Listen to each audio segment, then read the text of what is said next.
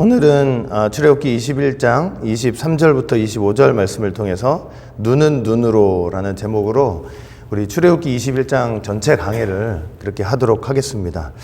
자, 제목이 의미심장하죠. 눈은 눈으로. 기독교가 맞나? 이제 이런 생각도 드는데 한번 잘 들어보시면 이해가 되실 거예요.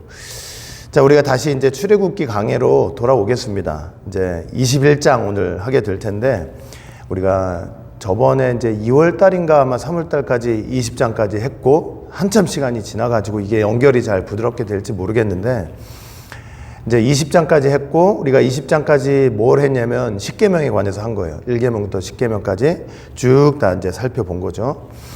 하나님이 이제 시내산에 강림하셔서 친히 이스라엘 백성들에게 음성으로 말씀해 주신 말씀이 바로 십계명이죠. 정말 한 말씀 한 말씀 이 10말씀들을 하나님께서 직접 이스라엘 백성들의 귀에 들려주신 너무나도 귀한 말씀이었죠. 당시로서 이런 일이 얼마나 전무후무한 일이었는지 이제 성경 보면 이렇게 기록을 하고 있어요. 신명기 4장 32절부터 33절 보니까 네가 있기 전 하나님이 사람을 세상에 창조하신 날부터 지금까지 지나간 날을 상고하여 보라. 하늘 이 끝에서 저 끝까지 이런 큰 일이 있었느냐? 이런 일을 들어본 적이 있느냐? 어떤 국민이 불 가운데 말씀하시는 하나님의 음성을 너처럼 들었느냐? 얼마나 귀한 일이면 성경에 이제 이렇게까지 기록을 하고 있단 말이에요. 너무나 귀한 일이었죠. 전무후무한 일이었어요. 자, 그런데 하나님의 음성을 그렇게 귀로 듣는 게 너무 고귀한 일이면서도 이스라엘 백성들은 그 음성을 들으면서 너무나 두려웠습니다. 너무나 무서웠어요.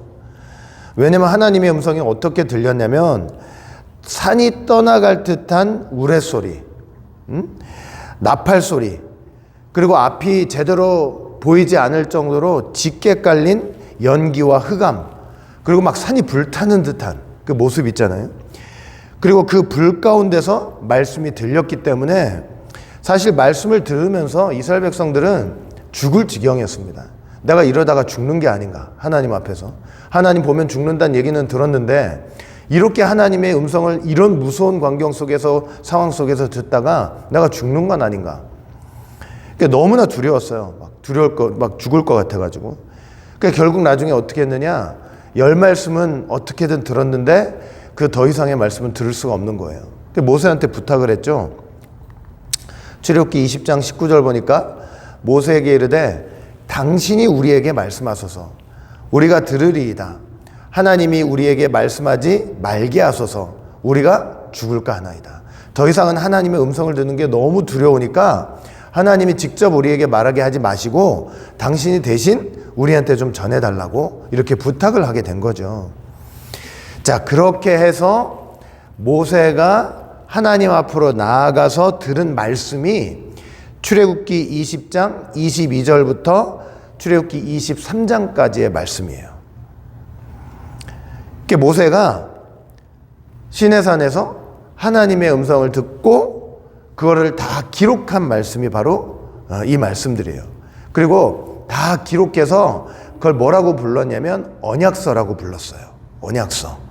이 출애굽기 24장을 보시면 이 언약서를 가지고 모세가 하나님과 이스라엘 백성들 사이에서 언약 체결식을 거행하는 거예요. 시내산 언약 체결식. 이 언약 체결식에 대해서는 다음에 이제 자세히 살펴보도록 하고, 자, 모세가 이제 십계명 말고 따로 하나님께 올라가서 받은 이 말씀이 바로 이제 언약서에 기록된 그 말씀인데 내용은 어떤 거냐면 이 사회도덕법이에요. 도덕법, 사회도덕법, 시민법이에요. 이게 십계명과의 관계 속에서 설명을 하면 세부율법이라고 해요. 그러니까 십계명이 만약에 헌법이라고 하면 10가지 내용이잖아요. 십계명이 헌법이라고 하면 모세가 따로 가서 받은 말씀은 이 세부율법은 그 헌법인 십계명을 시행하는 세부율법, 세부규칙이 되는 거예요. 십계명을 실제로 이스라엘 백성들이 그 공동체 삶을 살면서 어떻게 실천해 나갈 것인지 구체적으로 그것을 자세하게 설명한 게 바로 세부율법인 거예요. 그걸 모세가 하나님으로부터 받아 가지고 이제 이스라엘 백성들에게 전하기도 하고 글로 써서 언약서를 만들기도 했던 거예요. 자, 그 내용이 이제 21장부터 이제 오늘 21장의 내용이 기록되어 있는데 그 이제 어떻게 시작을 하고 있냐면 출애굽기 21장 1절 보니까 네가 백성 앞에 세울 율례는 이러하니라 하면서 하나님께서 십계명 말고 그 십계명을 실천하는 율례를 모세에게 이제 말씀하신다라고 하면서 이제 시작이 되는 거죠. 그러니까 여러분 출애굽기 21장부터 23장 보시면 많은 내용들이 나와 있거든요. 근데 일일이 그걸 다 할 수가 없어요. 다 할 수가 없어서 특별히 이제 오늘은 21장이니까 21장 내용 중에서도 제가 몇 가지만 이렇게 좀 선별을 해서 여러분들과 좀 나누도록 하겠습니다. 자, 첫 번째는 뭐냐면 제일 먼저 나오는 내용이 종에 관한 율례예요. 뜻밖에도 종에 관한, 노예에 관한 율례예요. 그 핵심이 뭐냐면 출애굽기 21장 2절 보니까 네가 히브리 종을 사면 그가 6년 동안 섬길 것이요 제7년에는 값없이 나가 자유할 것이다. 이런 내용으로 첫 번째로 말씀을 하신 거예요. 자, 자기 동족이에요. 이방인들 말고요.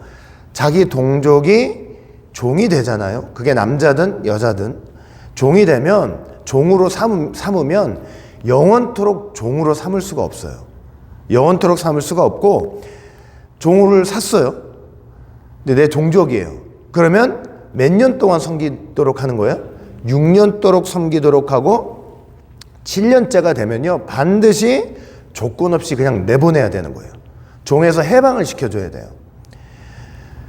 이건 당시 그 고대 어느 법전에도 이렇게 기록되어 있지 않은 이런 법이 없는 아주 파격적인 법이에요.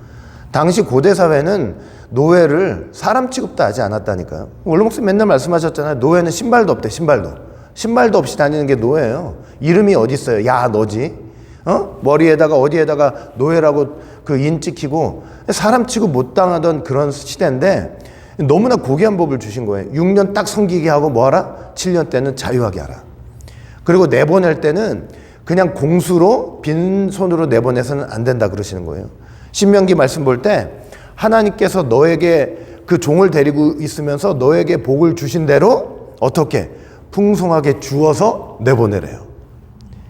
더군다나 종으로 이렇게 부려먹는 6년 동안에도 절대로 그냥 막 종처럼 노예처럼 부려먹지 말고 엄하게 부려서도 안 된다고 말씀을 하고 있는 거예요. 그러니까 고대 시대에 이런 법이 어디 있어요, 세상에. 예? 너무 고귀한 법을 주신 거죠. 그러니까 하나님께서 이 세부율법, 이 법을 주신 기본적인 목적은 뭐냐면 왜 이런 법을 주셨냐면 너희도 애굽에서 뭐 했던 걸 잊지 말라. 종노릇 했던 것을 절대 잊지 말라는 거예요. 이 기본이에요, 이게. 이 법을 주신 기본 목적이. 이스라엘 백성들이 400년 이상 가까이 애굽에 종살이를 했잖아요. 너희들도 종이었어. 너희들도 노예였어. 하나님께서 노예였던 종이었던 너희들을 애굽에서 꺼내가지고 영원토록 점삼게 하지 않으셨잖아요. 하나님이 꺼내셔가지고 해방시켜 주시고 자유를 주시지 않았냐. 그러니까 너희들도 그 사건을 그 일을 잊지 말라는 거예요. 그러니까 여러분 십계명 서론에 뭐라고 돼 있냐면 하나님께서 자신을 어떻게 소개를 하고 있는지 아세요? 십계명 서론에 보면은 출애굽기 20장 2절 보면 나는 너희를 애굽 땅 종되었던 집에서 인도하여 낸 너희 하나님 여호와로다.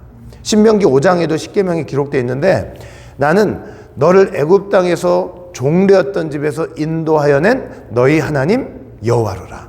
그러니까 십계명을 주시면서 내가 어떤 하나님이냐, 내가 천지를 창조한 하나님이야 이렇게 소개를 한 게 아니고 종되었던 집에서 너희를 끄집어낸 구속주, 구원주 여호와 하나님이다 이렇게 소개를 하면서 열 말씀들을 주셨던 것이죠.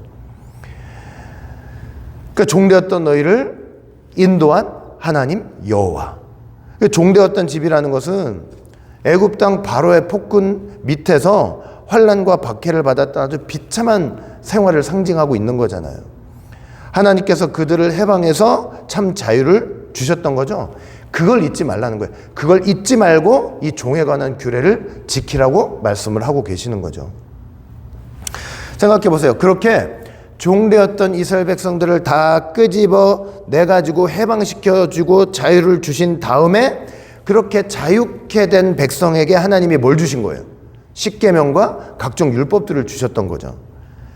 그러니까 그 십계명과 율법을 따라 사는 것이야말로 하나님이 주신 해방과 자유를 누리는 삶이 된다는 것을 보여주고 있는 거예요. 자, 그리고 이 종에 관한 율례의 영적인 목적은 뭐냐? 영적 목적.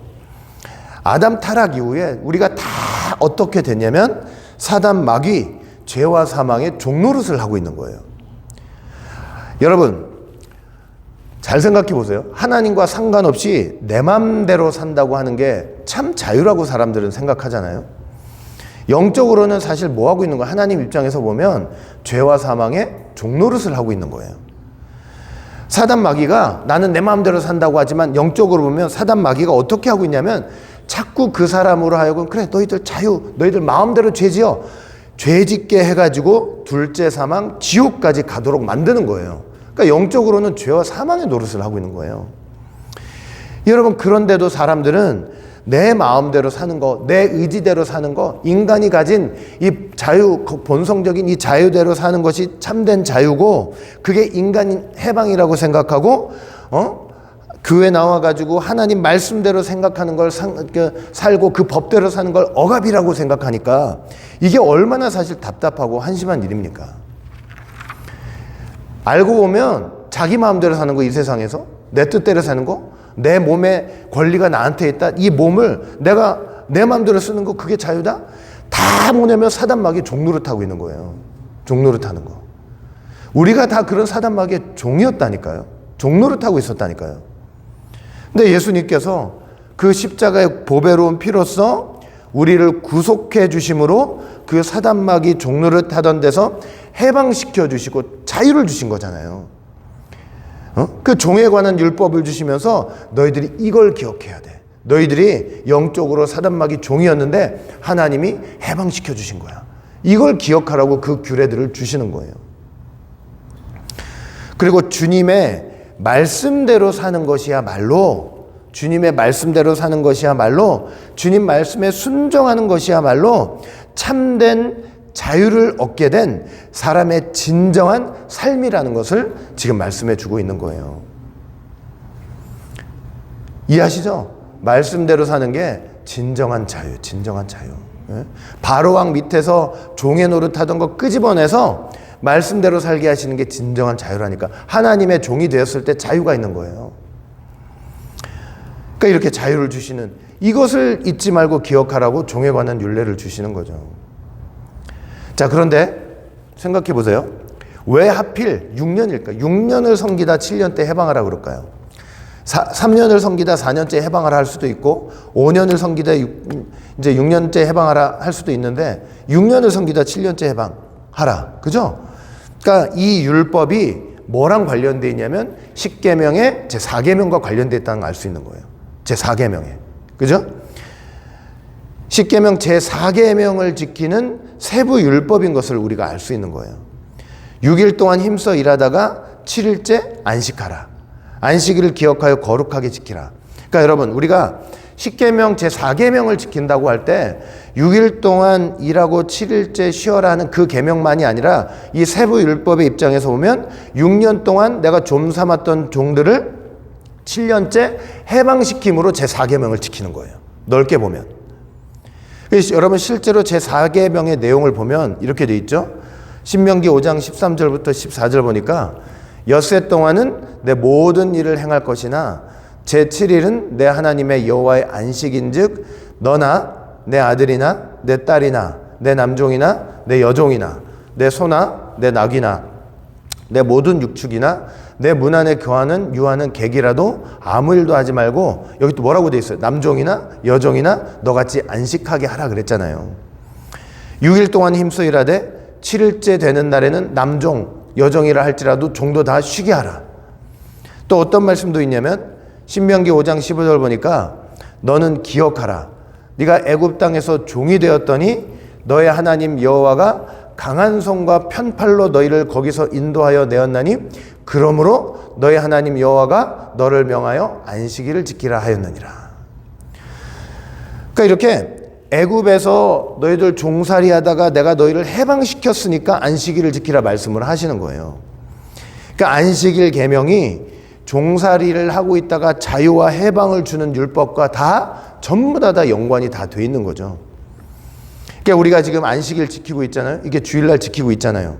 이 주일을 지키고 있다고 할 때 이게 뭐냐면 우리가 6일 동안 세상에서 알게 모르게 이 종된 삶을 살고 있었던 우리를 하나님께서 이 7일째 뭐 해주시는 역사예요? 해방시켜 주시는 역사예요. 우리에게 자유를 주시는 역사라니까요. 6년 동안 종을 부리다가 7년째 해방하는 그 역사가 바로 이 주일 속에 다 담겨져 있는 거예요. 주일날 나오면 하나님 앞에 나와서 말씀 듣잖아요. 말씀은, 여러분 잘 들으세요. 말씀은 애굽에서 종노릇하는 사람들한테 주는 게 아니라 그랬잖아요. 하나님께서 애굽에서 끄집어낸 자기 백성에게 주시는 게 말씀이에요. 그리고 그 말씀은 통해서 자유로운 삶을 살게 되는 거예요. 그러니까 말씀은 자유를 가진 자에게만 주시는 거예요. 자유를 가진 자에게만. 종노릇하는 자에게 주는 게 말씀이 아니에요. 종살이 애굽에서 출애굽한 벗어난 자들에게 주시는 것이 말씀이라는 사실, 여러분 꼭 기억하시길 바라겠습니다. 말씀 앞에 순종하면서 사는 것이 진정한 자유를 누리는 거예요. 알겠죠? 네? 공부 열심히 하고 하나님 앞에 신앙생활 열심히 하다가 나 내내 열심히 했으니까 이제 좀 자유로운 삶을 살아야지 나가는 게 자유가 아니고, 세상에서 자유로운 삶을 살다가 말씀 앞에 들어오는 게 진정한 자유예요. 진정한 자유. 그걸 기억하라.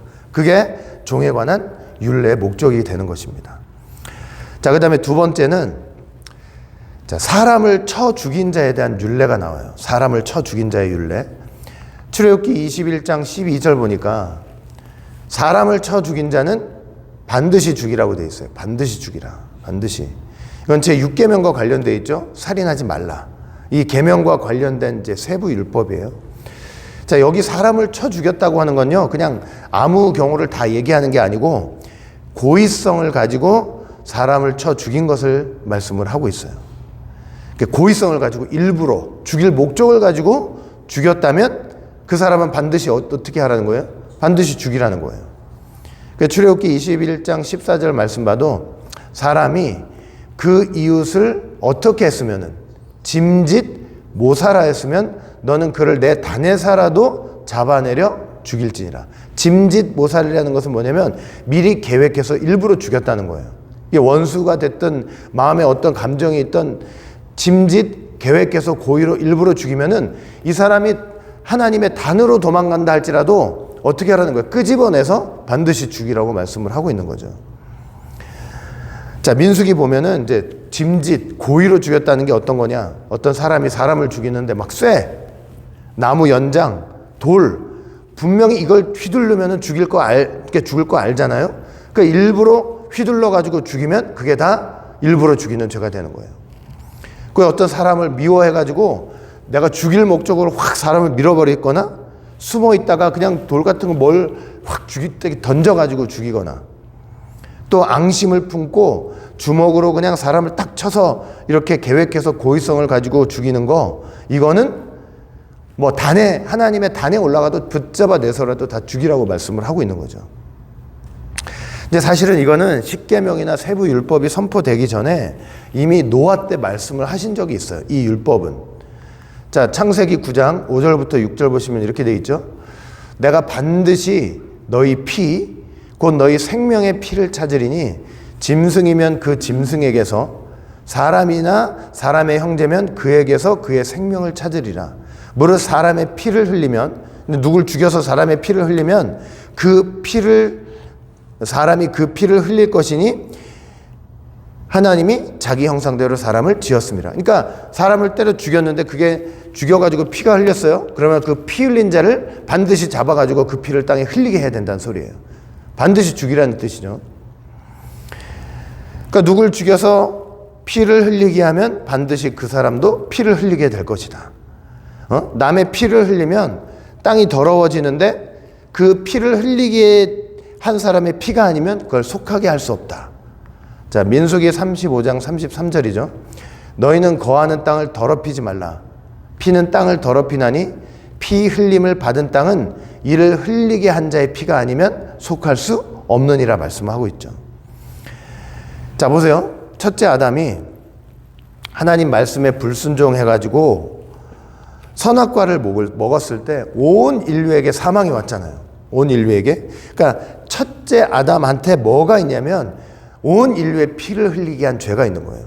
피를 흘리게 한 죄가 있어요. 아담 안에서 모든 사람이 죽었잖아요. 온 땅이 부정하고 다 더러워졌어요.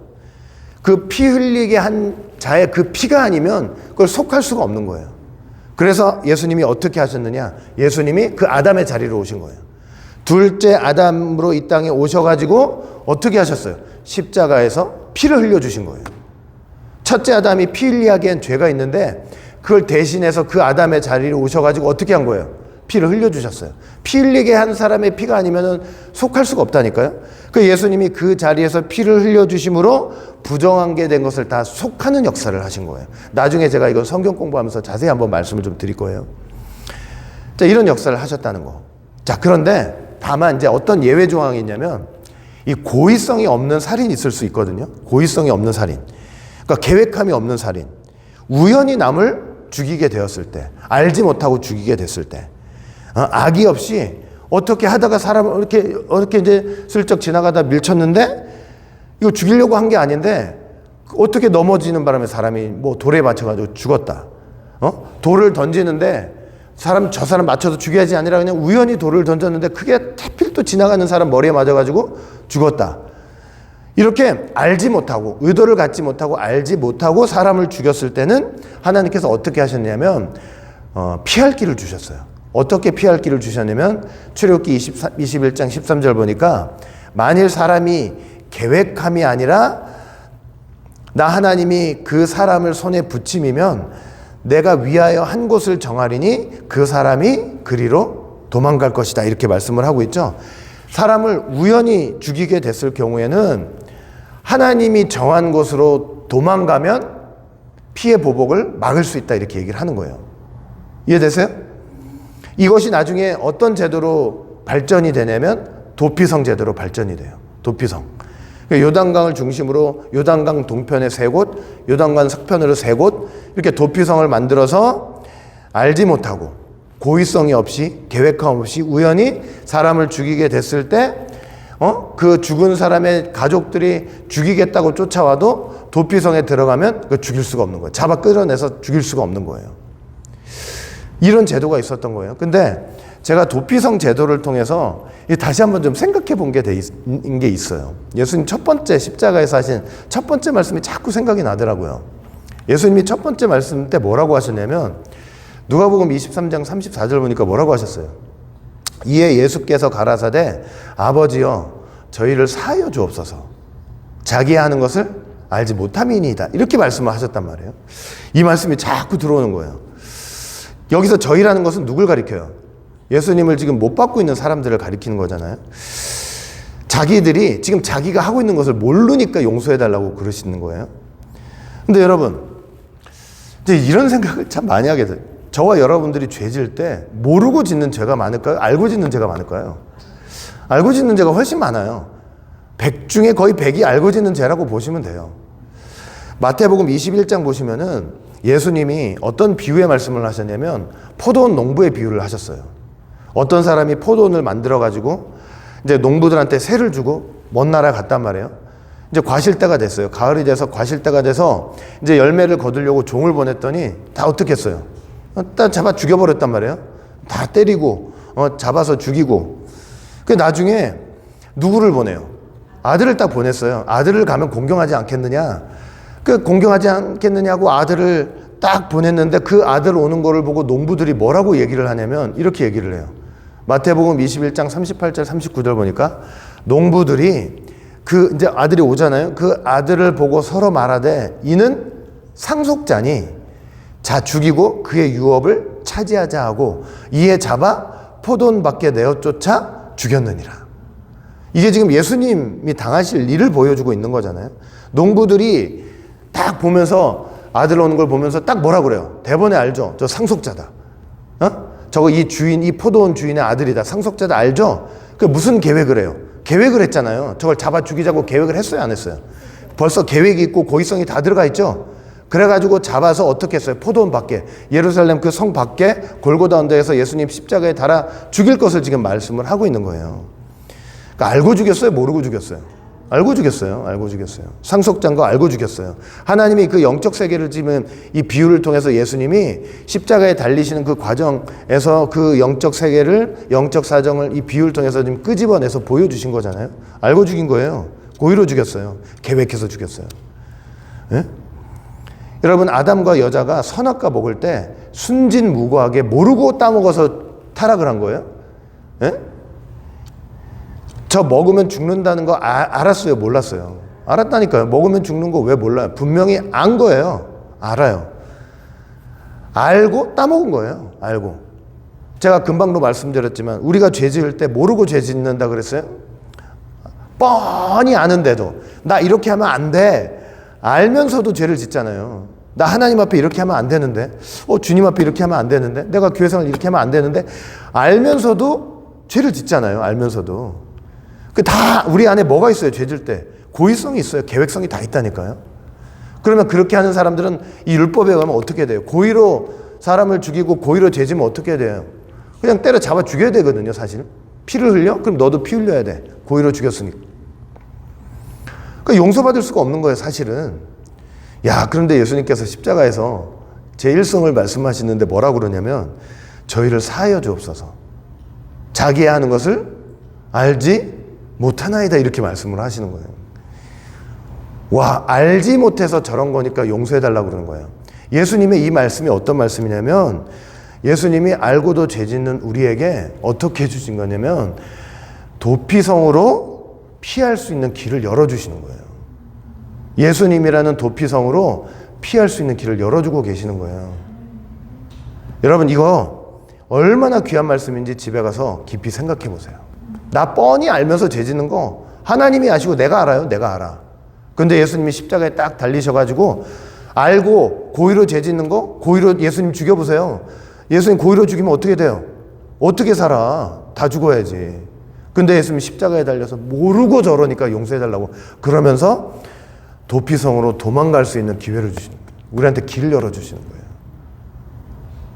이게 얼마나 귀한 말씀인지 알겠죠? 예? 다 뻔히 죄인 거 알면서 내가 하나님 앞에 이러면 안 되고 주님 앞에 이러면 안 되고 성령님 앞에 내 양심에 죄가 있는데 이러면 안 되고 내가 교회생활 이렇게 하면 안 되고 뻔히 다 알면서도 죄 짓는 우리한테 주님은 십자가에서 모르고 저러니까 용서해달라고 하신다니까요. 그러니까 우리가 도피성으로 도망갈 수 있지. 사단 마귀가 붙잡아서 내려쳐서 죽여도 할 말이 없는 우리를 갖다가 그 은혜를 생각해 보시란 말이에요. 그 은혜를. 예? 막 죄 지면 되겠어요? 그러니까 자기 마음을 제가 저번 주에 말씀드렸죠. 마음을 잘 지키세요. 은혜 받은 마음을 잘 지키시고 믿음을 지키시면서 이 주님의 은혜를 생각하면 주님 앞에 죄 짓는 것도 우리가 부끄럽게 생각하고 죄송하게 여겨야 된다고요. 자, 그 다음에 세 번째, 이제 상해를 입혔을 때 율례가 있어요. 상해를 입혔을 때, 상해, 남을 다치게 하거나 어떻게 했을 때, 이제 출애굽기 21장을 보시면은 이제 이런 게 나와요. 사람이 서로 이제 싸우다가 아이벤 여자를 이제 낙태해요. 어떻게 밀거나 어떻게 해가지고. 그러면 남편의 청구대로 이제 벌금을 내면 돼요. 근데 그 외에 다른 해가 있을 때, 그러니까 애만 떨어지는 게 아니고 뭐 산모도 어떻게 잘못되고 애도 죽고 막 이렇게 다른 해가 있으면 자, 어떻게 하라고 말씀하시냐면 오늘 본문 말씀이에요. 출애굽기 21장 23절 25절 보니까 그러나 다른 해가 있으면 갑때 어떻게 하래요?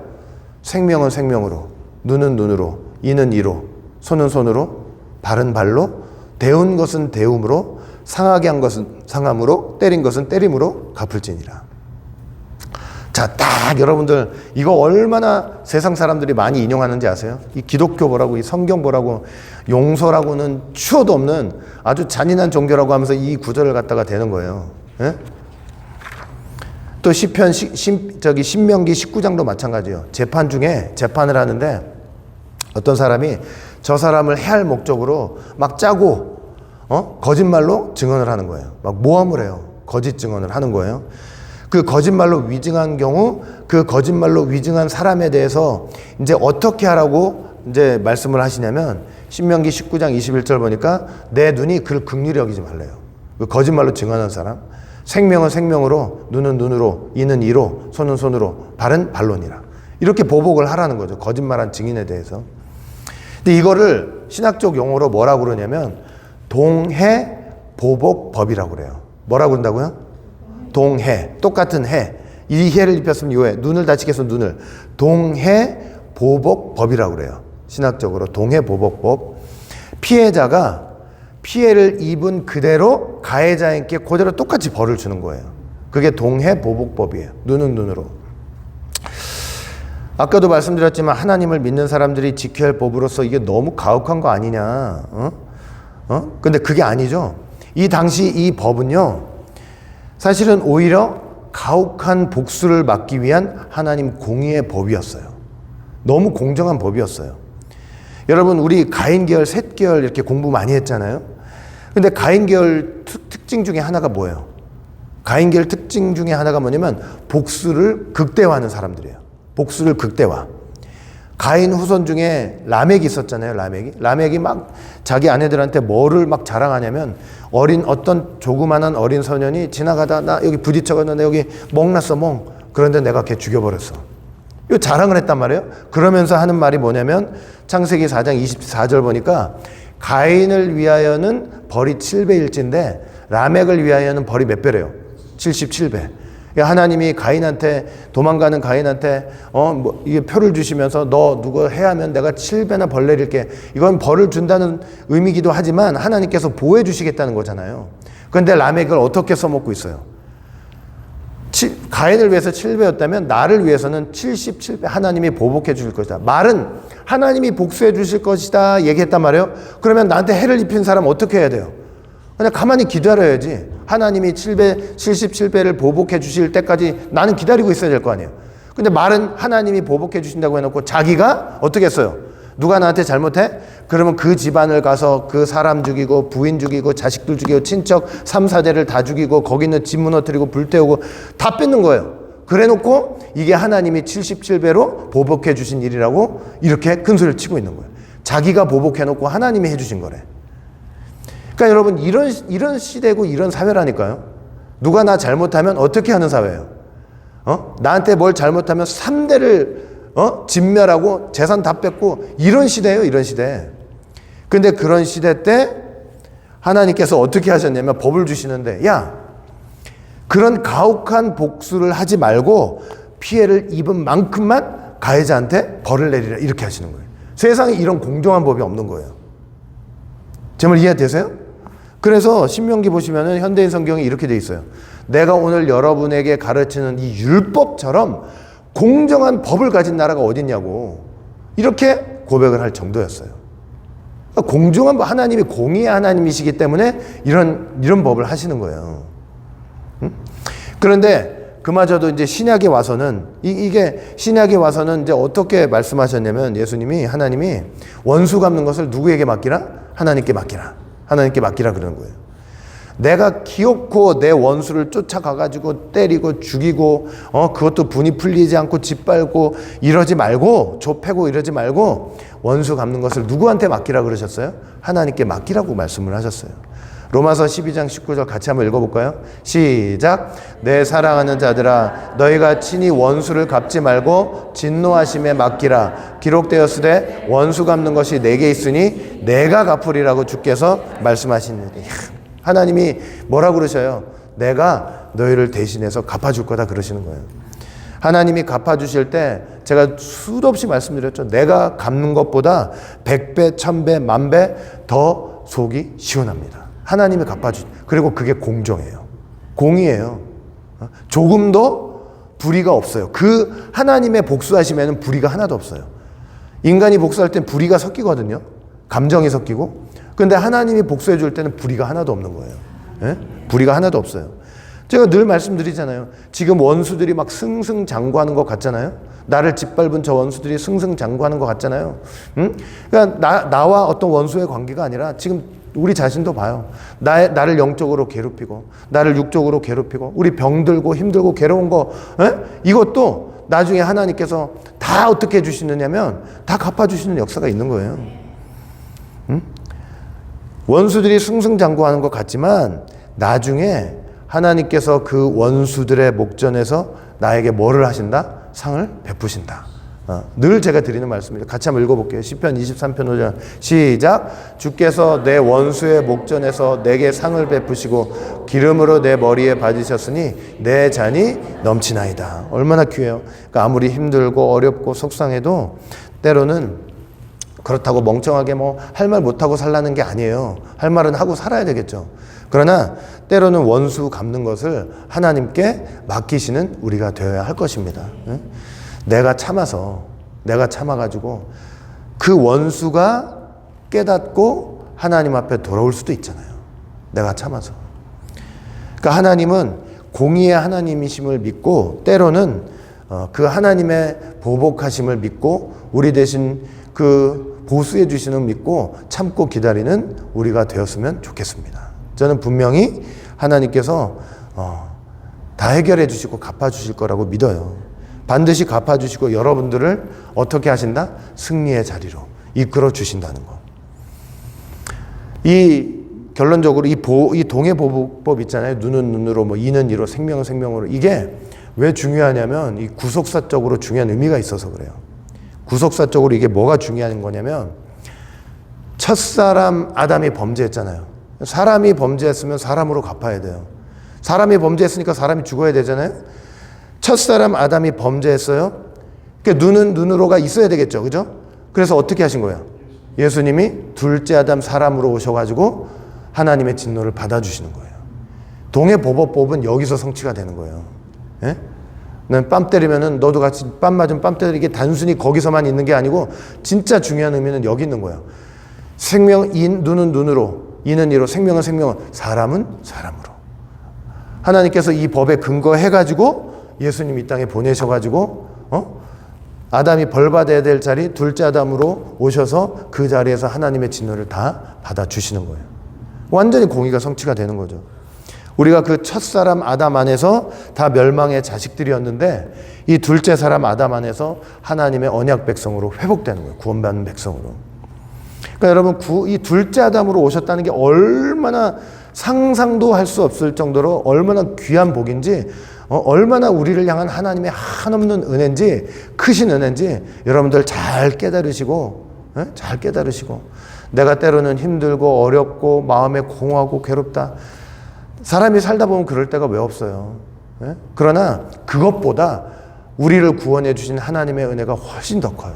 십자가 은혜가 더 커요. 그거 바라보면서 다시 한번 마음을 이렇게 세우고 내 마음을 세우고 주님 앞에 내가 어떻게 하면 이 은혜를 보답할 수 있을까? 내가 이 땅에 내 생명이 살아 붙어 있는 동안 내가 하나님을 위해서 할 수 있는 일이 무엇일까? 고민하며 생각하며 살아가는 여러분들 다 되었으면 좋겠습니다. 끝까지 은혜 속에 살으셔야 돼요. 은혜 떨어지면 안 돼요. 제가 저번 주 말씀드렸죠? 날마다 은혜 속에서 살아야 돼요. 어저께 받은 은혜를 지키는 방법은 뭐냐? 오늘 은혜를 받는 거예요. 그거밖에 없어요. 아시겠죠? 어제 받은 은혜를 지키는 유일한 방법은 오늘 은혜를 받는 거예요. 날마다 은혜를 받아야 지금까지 받았던 은혜도 지켜줄 수 있는 거예요. 은혜 속에서 사는 방법밖에는 없어요. 그 은혜 속에서 살면서 세상에 살다가 은혜 잊어버리면 다 잊어버리는 거예요. 재산 다 잊어먹는 것보다 은혜 잊어버리는 게 가장 무서운 거예요. 그러니까 은혜 잊어먹지 말고 은혜 속에서 살아가는 저와 여러분들 모두가 되시기를 주의 이름으로 간절히 축원을 드리겠습니다. 기도합니다. 사랑과 은혜가 풍성하신 아버지 하나님, 오늘 출애굽기 21장 또 강해 이렇게 또 서로 나누면서 귀한 은혜 받게 하여 주시니 진심으로 감사드립니다. 다시 한번 주님의 그 크신 은혜와 사랑을 깨닫고 주님 앞에 감사하며 은혜 가운데 사는 모두가 될 수 있도록 축복하여 주시옵소서. 감사하며 예수님 이름으로 기도합니다. 아멘.